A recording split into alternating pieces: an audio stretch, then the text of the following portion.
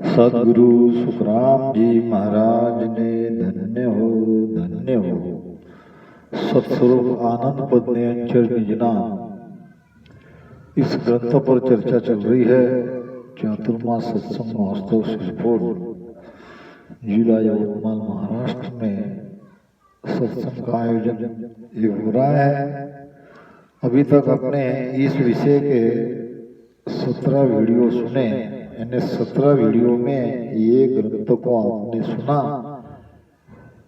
अभी 18वां वीडियो जो कि आखिरी का है, इसमें ये ग्रंथ पूरा हो जाएगा और फिर से कोई दूसरे विषय पर हम पूरी चर्चा करेंगे। एक एक साखी का अर्थ बताने की कोशिश करेंगे। आइए इस आखिरी के वीडियो को सुनते हैं। सत सायब जुग साचा भाई, सता सत की प्रगटे आई, और सकल है को गतियारा, जो सती संग हुए लोक बिचारा। सत सायब जुग साचा भाई, महाराज फरमाते हैं कि सत की भक्ति करना और सत की भक्ति करने वाले संसार में उनकी बड़ी कीमत है। और ऐसे सच्चे संत महापुरुष भी संसार में है। सत सायब जुग साचा भाई, सता सत की प्रगटे आई, उनके भीतर सता प्रगट जाती है। यानी वो सत उनके भीतर आ जाता है। सत से सता प्रगति है। और सकल है कोगतियारा, और बाकी तो सब संसार में केवल नाम के संत है। केवल दिखते हैं संत के जैसे, मगर उनके अंदर सत नहीं रहता। बाकी तो सब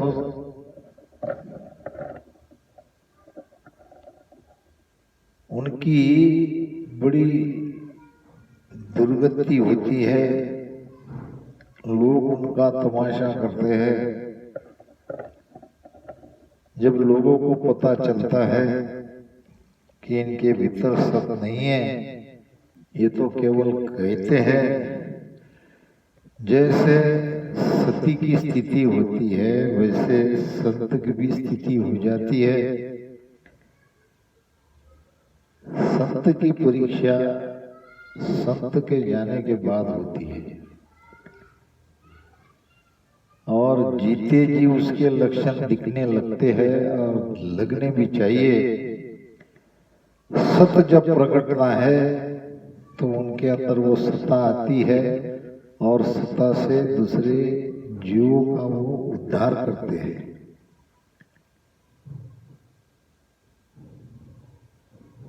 तो ये प्रकट लक्षण उनके भीतर दिखते हैं।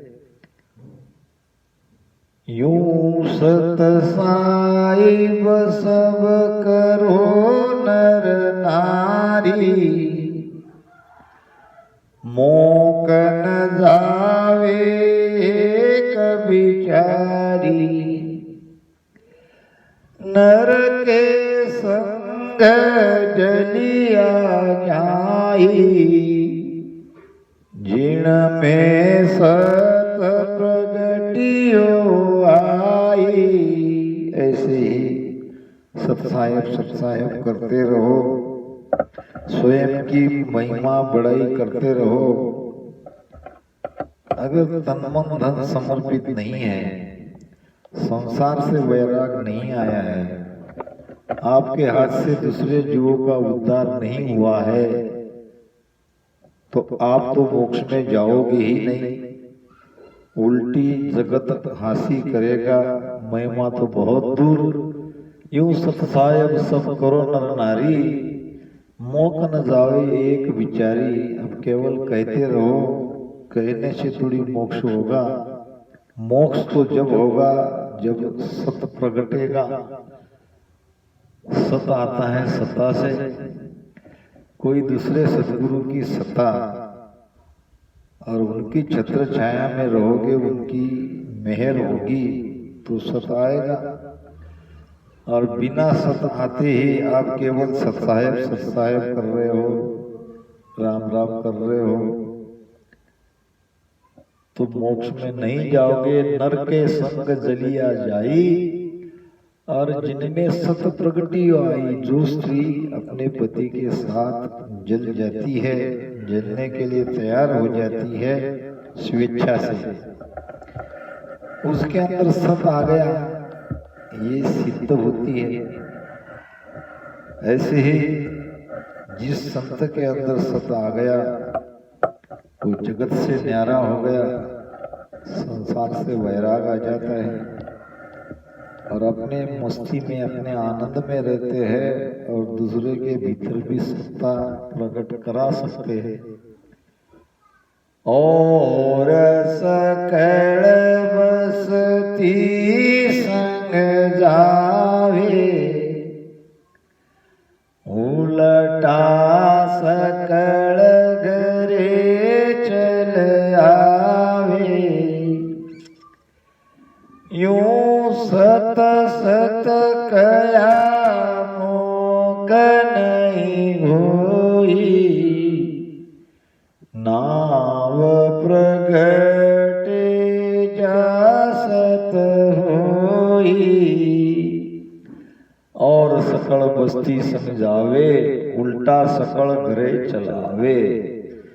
नगर के सब लोग साथ जाते हैं सती के, और सती अपने पति के साथ जल जाती है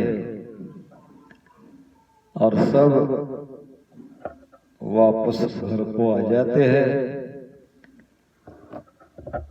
ऐसे ही जैसे बाकी सब लोग घर पे आ जाते हैं, केवल एक ही जलती है और जलने का कारण है सत।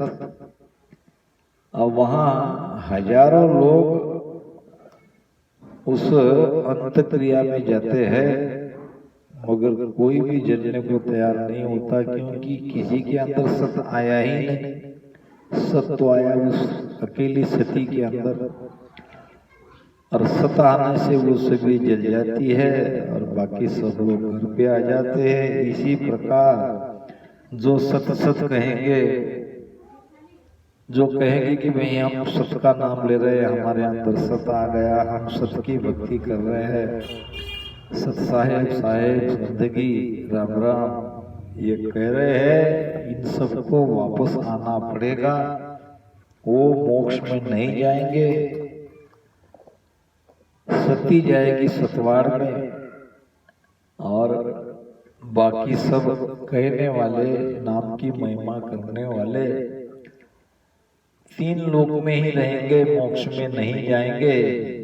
यूं सत कया मोक नहीं हुई, नाम प्रगटे जासत हुई। जिनके भीतर में नाम की जागृति हुई, निरंतर की जागृति हुई, वही सत है। उनके अंदर सत प्रगटा, वो सता उनके भीतर में आई, और बाकी जो है वो सब वापस आने वाले हैं, यानी उनका मोक्ष नहीं होगा। के सुख राम मत भूलो कोई,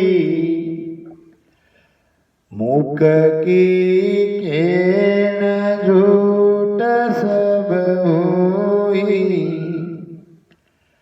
मंतर सिमरण जप सारा,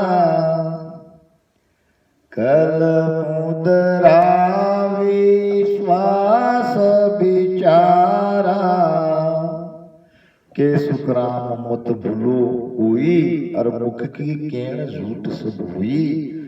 मुंह से मत कहो, मुंह से अपनी महिमा मत करो, या मुख से बैकरी वाणी से कोई भी नाम का जप कर रहे हो वो सत नहीं है। सत तो वो है जो सदगुरु कृपा से नयनचर के रूप में, सत्शब्द के रूप में हमारे भीतर प्रकट होता है।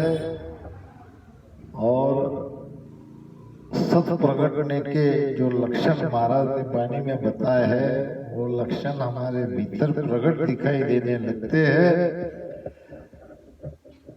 तभी हम कह सकते हैं कि हमारे भीतर में सत आ गया।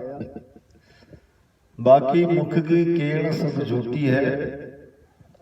मंत्र सिमरन जब सारा, कोई मंत्र का जाप करो, स्मरण करो, जप करो। कल मुद्रा विश्वास विचारा, मुद्रा साधना करो, खेचरी गुजरी चाचरी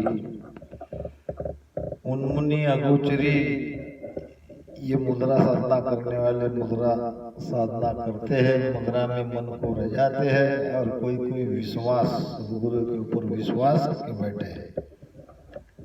तो ये सब कोई मोक्ष नहीं होगा इनका, ये सब इन लोक में ही रहेंगे।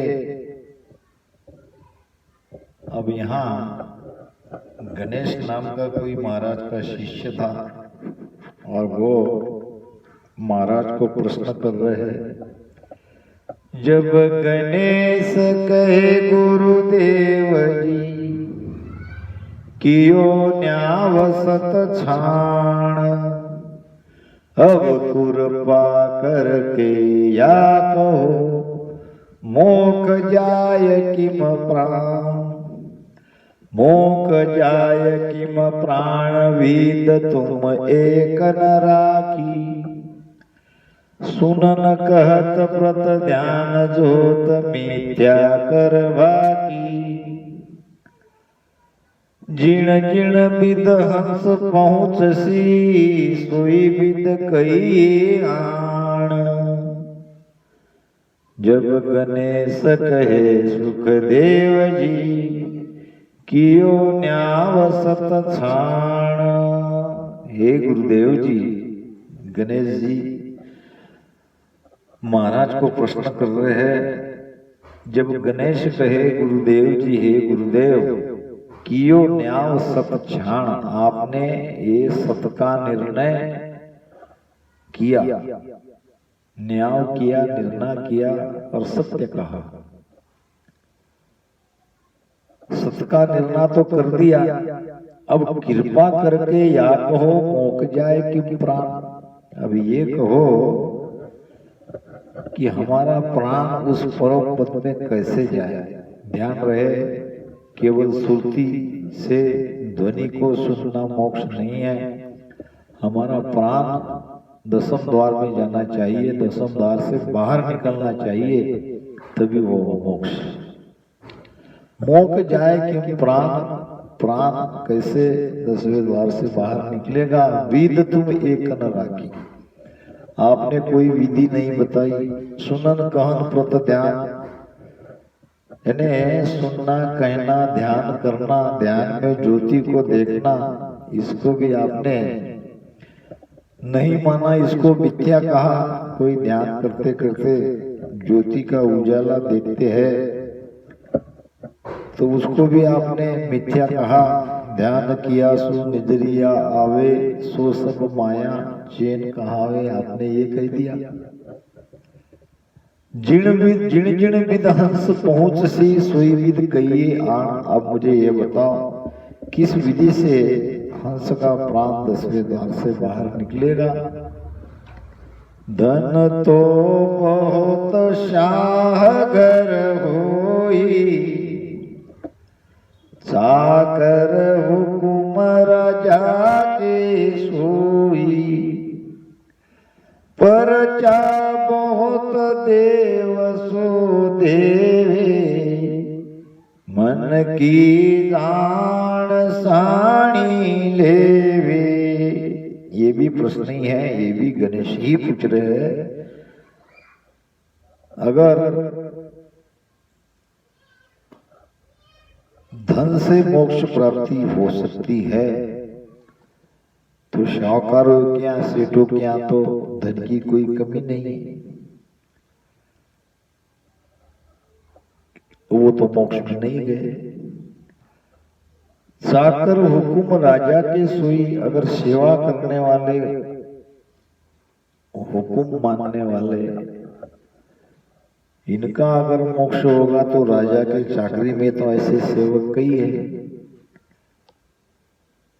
पर्चा बहुत देव से देवे, अब पर्चे चमत्कार बताने वाले को अगर कहा जाए कि ये मोक्ष में चले गए तो देवता भी पर्चे चमत्कार करते हैं, देवता का तो मोक्ष नहीं हुआ। मन की जान साणी लेवे, वो शिकोत्री नाम का विद्या है और उससे मन की बातें जान ली जाती है। मन की ब्रह्मा शिव कहे, कहे अनुसया नार, ये मन की बातें तो ये शिकोत्री विद्या वाले भी जान लेते हैं, तो दूसरे के मन की बात को जानने वाले का भी मोक्ष कैसे हो सकता है। अब राम मिल्या सो क्या गुण होई, सो सत चैन बताओ मोही। इसको राम मिल्या जग जाने, कहो क्या देकर संत बखाने। अब राम मिल्या सो क्या गुण हुई, जो जीते जी उस पद में मिल गए या जिनको भगवान मिल गया, कैसे पहचाने उनके अंदर क्या विशेषता है, कौन सा गुण उनके भीतर प्रकटता है। सो सत चैन बताओ मोई, सत प्रकटने के चैन क्या है ये मुझे आप बताओ। इसको राम मिल्या जग जाने, जगत ने जानना चाहिए कि ये लक्षण इनके अंदर है, अब इसको राम मिल गया। कहो क्या देख संत बखाने, यानी उनके अंदर क्या ऐसी विशेषता है कि जिसे देखकर जगत उनको संत कहे, जगत उनको ये समझे कि ये मोक्ष में चले गए, इनको परमात्मा मिल गया। महाराज ने हरदम में बड़ी बात कही है, राम मिल्या का गुण कहाँ, भिक्षक जन बाजे। राम मिल्या का गुण कहाँ, भिक्षक जन बाजे। ऊट परोड़े मांगने तेरा धन जावे, सुन साहेब साची कहूँ तुझ लाजन आवे। राम मिल्या का गुण कहाँ, भिक्षक जन बाजे। यानी द्वार द्वार पे मांगते फिर रहे हैं, अगर इनको परमात्मा मिल गया, अगर वो भी मांगने लग जाए तो इसमें आपका क्या बिगड़ जाएगा कि नहीं जाएगा। तो परमात्मा जिनको मिल गया उनके लक्षण क्या, कैसे पहचाने, ये गणेश जी का भी प्रश्न है और हमारा सबका भी प्रश्न है।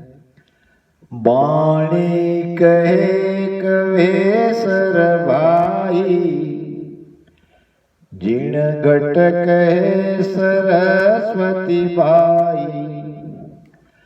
अगम निगम का अर्थ बतावे, सो चारण भाट सोज सब लावे।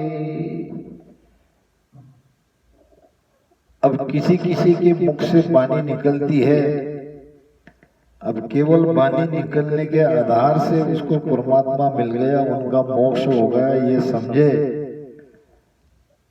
तो कवि के भीतर से भी वाणियां निकलती हैं। तो क्या कवि मोक्ष में चले गए? जिन घट कहे सरस्वती बाई, अब किसी किसी को सरस्वती प्रसन्न हो जाती है और उनके मुख से वाणी निकलने लगती है, जैसा कि आदि गुरु शंकराचार्य साथ साथ में ही चारों वेद उनके मुखगत थे। इधर हमारे महाराष्ट्र में संत गुलाबदास महाराज हुए, जो सूरदास थे, मगर सारी वाणी पाठ उनके मुख से ज्ञानेश्वरी और संत तुकाराम महाराज की गाथा बिना देखे किस नंबर की वो चौपाई है, साखी है, ये बता देते थे। तो इसका कारण है कि उनके ऊपर सरस्वती की कृपा थी। तो केवल इतना कहने से मोक्ष में चले गए ये नहीं कह सकते, क्योंकि किसी किसी के ऊपर सरस्वती की कृपा हो जाती है। अगम निगम का अर्थ बतावे, अगम निगम कहते हैं वेद पुराण को। वेद पुराण का ऐसा बढ़िया बढ़िया अर्थ बताते हैं, तो महाराज कहते हैं कि अर्थ करने के कारण उनका मोक्ष हो गया, ये कैसे कहे? ये तो चारण भाट जैसा हो गया, यानी पहले तैयार अर्थ है और वही अर्थ बता रहे हैं। पढ़ा पढ़ाया जो कहते हैं, लिखा लिखाया जो कहते हैं, उसको चारण भाट कहते हैं, वो महिमा करते हैं बाद में। अनहद नाद गुरे सोई माया, उलटर चढ़े सो आत्म भाया, प्रतिबिंब पाचो रंग होई, ध्यान धरर देखो नर कोई। अब ध्यान में अनहद की ध्वनि सुनाई देती है, 10 प्रकार की अनहद की नाद सुनाई देने लगती है। तो इतना भर सुनाई देने से मोक्ष कहाँ हुआ? यहाँ तो महाराज कह रहे हैं कि नाद अनाद जिंग सो सोहम, सब ब्रह्म माया हुई, यहाँ लग कथे बके सुई ज्ञानी, जापद लग्यो न कोई। नाद अनाहत का भी खंडन हो गया। अब ये जो सुनाई दे रही है ये भी तो माया ही है। उलट चढ़े सो आत्म माया, जो बंगनाल से उलट कर चढ़ते हैं वो अपने आत्मा को पहचानेंगे, अपने स्वरूप की ओर जा रहे हैं। प्रतिबिंब पाचो रंग होई, यानी जो भी ध्यान में हमको दिखता है वो प्रतिबिंब है। 5 तत्व के 5 रंग है और तत्वों के अंदर हमारा ध्यान हो रहा है, इसीलिए कुछ दिखता है। तत्व के बाहर चले जाएंगे तो नहीं दिखेगा। ध्यान धरर देखो नर कोई, ध्यान करने के बाद जो कुछ भी दिखाई देता है वो सब 5 तत्वों का ही खेल है। फिर जो 5 तत्व में ही अनुभव कर रहे हैं वो परम पद में कैसे पहुंचे? नेण मूंद कोई मूरत जोवे, तो प्रतिबिंब तूल को होवे। दासा तन गे नर कोई, तो कंगाल बहुत जग होई। नेन मूंद कोई मूरत जोवे, और तो प्रतिबिंब थूल को होवे। महाराज ने गणेश के इस प्रश्न के उत्तर में किस किस का मोक्ष नहीं हुआ और किस किस लक्षण से उनके अंदर सत नहीं आया ये बता रहे हैं। अब सत्य इन सबसे अलग है। नैन मूंद कोई मूर्त जवे, आंखें मिटते ही कोई किसी मूर्ति को देखता है, देख लेते हैं। 100 कोस की बात भी यहाँ बता देते हैं। 5 प्रकार के ज्ञान है, मत ज्ञान, श्रुति ज्ञान, अवधि ज्ञान, मन परिचय ज्ञान और केवल ज्ञान। अवधि ज्ञान वाले ये सब देख लेते हैं, वहां क्या हो रहा है वो यही बताएंगे। नैन मूंद कोई मूर्त जोवे, तो प्रतिबिंब स्थूल को होवे। वो तो स्थूल को ही प्रतिबिंब देख रहे हैं, स्थूल को ही देख रहे हैं। और परमात्मा आकार में नहीं है, स्थूल नहीं है। दासा तन गेह नर कोई बहुत नम्रता से रहते हैं, दास भाव से रहते हैं। अब नम्रता से रहने के, दास भाव से रहने पर उनके अंदर बड़ा विशेष लगता है। अहंकार की बू भी उनके अंदर नहीं आती है। महाराज ने इनको कहा है, तो कंगाल बहुत जग हुई। यानी संसार में निर्धन बहुत है जिनके अंदर ये दास भाव अपने आप आता है। कहते हैं कि ये कोई भिखारी था और उस जमाने की बात है, एक एक पैसा भीख मांगते मांगते कई साल हो गए।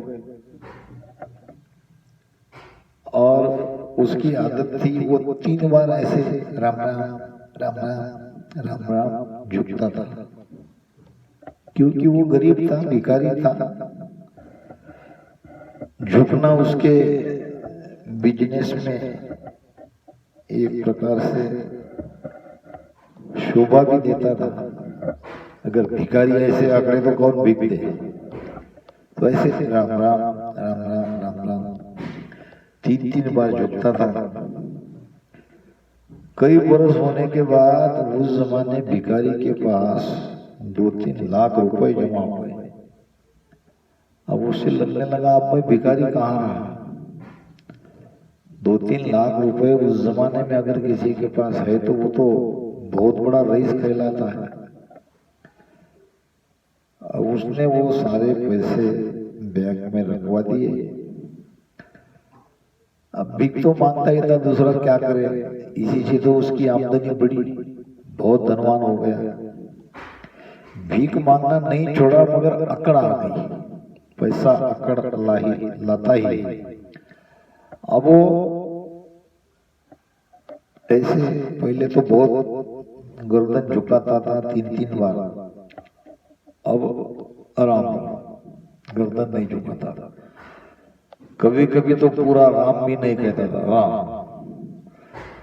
लोग कहते कि भिखारी को हुआ क्या। पहले तो बहुत झुकता था, बहुत नम्रता से रहता था, बहुत भाव था, झुक झुक के राम राम करता था। अब तो झुकता तो नहीं है, फिर राम भी पूरा नहीं लेता। गांव के ठाकुर के पास ये वार्ता गई। ठाकुर ने कहा, चलो देखते हैं। जिधर से भिखारी आ रहा था उसी रास्ते से ठाकुर आगे निकल रहे थे। अब ठाकुर यानी गांव के सर्वे सर्वा उस जमाने में। अब ठाकुर को देखकर वैसे भी सारे लोग झुकते थे, मगर ये भिखारी झुका नहीं। अब इसको आदतन झुकना चाहिए था, मगर पैसे का अहंकार आने से न झुका न राम राम किया। पूरा राम राम भी नहीं कहा, हरा। ठाकुर ने उसको बुलाया, कहा कि काफी तुम्हारे अंदर परिवर्तन आ गया है, कितने पैसे जमा हो गए, जल्दी कहो। और जहां उन्होंने पैसे रखे थे, जहां व्यवस्था लगाई थी, वो सारे पैसे जमींदार ने ले लिए। अब भिखारी झुक झुक के राम राम राम राम कहने लगा। तो कहने का भाव, कंगाल में, गरीब में ये नम्रता का भाव तो आ ही जाता है, तो केवल नम्रता आने से ये पहुंच गया, दास भाव आने से ये पहुंच गया, ये नहीं समझना चाहिए। मस्त मान अभिमान न राखे, पांचू भोग परक नहीं चाके, तो बेटा सुनो बहुत जग होई, मूर्ख के न समझे कोई। अब कोई रहते हैं कि अब ये कितने सीधे संत है, इसके अंदर अभिमान नहीं है, किसी तरह से इतना सा भी गर्व नहीं है, और पांचों प्रकार का स्वाद परख कर नहीं लेते हैं, जो आया वो खा लेते हैं। संत चाहिए ऐसे। लोगों को एक धारणा बन जाती है कि जिनके अंदर अभिमान नहीं है, जो दिया वो खा लिया। तो महाराज कहते केवल इतना गुण से अगर उनके अंदर सत नहीं आया है, तो आप उनको मोक्ष में चले गए, ये कैसे कह सकते हो केवल इतना ही गुण देखने से। बेटा यानी पागल, पागल को कहाँ अभिमान होता है, पागल कहाँ स्वाद को परख कर खाते हैं, वो भी तो जो देते हैं वो खा लेते हैं। तो जैसे मूर्ख को पागल को कुछ नहीं समझता, उनके अंदर कोई अभिमान नहीं है, कोई गाली भी दिए तो उसको कुछ फर्क नहीं पड़ता। तो केवल इतना गुण होने से आप मोक्ष में चले गए, ये नहीं कह सकते। अब कहो जी राम कौन विद भाई, दामिलिया से पर को आई, सो तुम चैन कहो मुझ आई, राम कौन विद जानो भाई। अब कहो जी राम कौन विद भाई, तो मिलिया से पर को आई। अब किस विधि से हम उसको परखे कि सोए राम जी मिल गए, ये मोक्ष में चले गए। सो तुम चैन कहो मुझ आई, उसका चैन कहो। क्या देखकर हम पहचाने कि इनका मोक्ष हो गया। राम कौन विद जानो भाई, इसने राम जी को किस विधि से जाना। जहाँ जे पूछ पराक्रम होई, सो पर से माया कहूँ तोई। छोटी बड़ी कला सो पावे, गेव अचानक प्रगटे आवे। जहाँ जे कुछ पराक्रम हुई, जहाँ कहीं भी कुछ पराक्रम की बात आती है, कुछ परिचय चमत्कार दिखाते हैं, तो ये तो सत का गुण नहीं है, ये तो माया का गुण है। सो पर से माया कहूँ तो ही। छोटी बड़ी कला सो कुआवे, किसी के अंदर छोटी बड़ी कलाएं आ जाती है। गेव अचानक प्रगटे आवे, गेव यानी गुप्त रीति से किसी के अंदर ये कलाएं आ ही जाती है। छोटी बड़ी कई कला है, किसी को जमीन के अंदर का धन दिखता है, ये गेवो कला उनके अंदर आ जाती है, ऐसी नहीं बात है। तो क्या ये छोटी बड़ी कला उसके भीतर में आ जाने से वो मोक्ष में पहुंच गए, उनको परमात्मा मिल गया? नहीं मिला, ये उसके लक्षण नहीं है। अब तुम चीन्यो राम को न विद आणी, सो मत तुम्हारा कहो बखानी। अब राम जी को किस विधि से पाया, सो मत तुम्हारा कहो बखानी।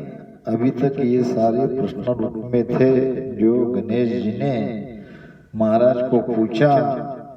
अब यहाँ पे ये सत्स्वरूप आनंद पद न्यायचर निजनाम ग्रंथ संपूर्ण हो गया। अब इसका उत्तर हम वाणी में खोजेंगे, कहीं न कहीं तो उत्तर इसमें होगा। यहाँ उत्तर नहीं है या हो सकता है ये भी ग्रंथ अपूर्ण हो। इन्हीं शब्दों के साथ यहाँ वाणी महाराज को विश्राम देते हैं। राम राम सा, बहुत बहुत धन्यवाद। राम।